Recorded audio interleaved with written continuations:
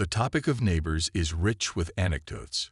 Living on the same floor, they can either become the best of friends or the bitterest of rivals. I always thought of myself as a friend to Henry. He and his wife moved into our building 4 years ago, and over time, we realized we had a lot in common. Both married for about 5 years, no kids, and workaholics through and through. Life is unpredictable, and as it turned out, I found myself in the awkward position of delivering some bad news to my friend. At first, Henry brushed it off. But the story didn't start with suspicion. What did my former neighbor confess to me over a glass of something strong? It all began subtly. His wife's boss started giving her extra attention. Private meetings in his office, little favors, an offer of coffee here, a tangerine there. Who could have guessed where this was leading? After all, Samuel was a respectable man, a great boss, and by all appearances, a devoted family man. Of course, at first, it seemed harmless. If they worked late, he'd offer her a ride home, nothing out of the ordinary. But only the car knew the truth they were so carefully hiding from everyone around them. Hugs turned into kisses, compliments led to something far more intimate, and before long, the monotony of workdays was replaced by stolen moments of passion. Unfortunately, rendezvous in the car grew dull and unexciting. They needed more, but there were complications. Samuel had a wife and children, while Eleanor had a husband, and sneaking around in a hotel. Out of the question. Small town, big gossip, and the boss was a well-known figure. Then Eleanor found a solution. She convinced her husband to take a new position that required frequent business trips. With Henry gone for days at a time, their secret meetings became far more convenient, right in Eleanor's own apartment. Soon after, Henry was summoned to his boss's office. "I see you're a smart guy. You know when to act stupidly, and that's a rare skill these days." Henry nodded, keeping his face neutral. "Always at your service." Samuel tapped a few numbers into a calculator and slid it across the desk, revealing a very appealing figure.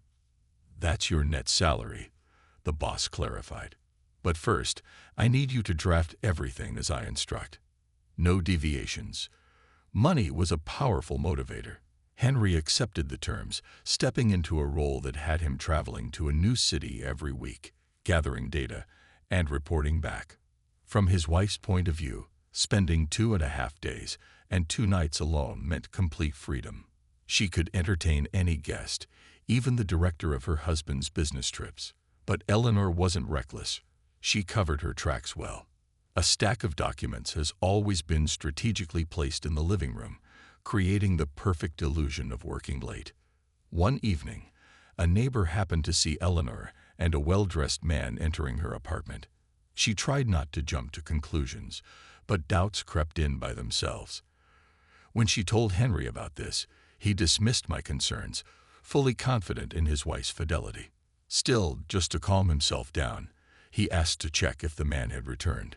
Together, we worked out a plan. Before his next trip, Henry gave me a spare key and asked me to forget something in their apartment. According to a neighbor, I've been waiting for the right moment. Half an hour later, I made up my mind. I started a video call with Henry, went inside, and called loudly. "Henry, where are the keys?" Everything unraveled in seconds. The door to the bedroom creaked open, just enough for the camera to capture 2 naked figures caught in the act. Eleanor sprang up, stammering excuses, while the man scrambled to pull the sheets over himself. But there was no hiding. The moment Henry saw the footage, he knew exactly who the man was.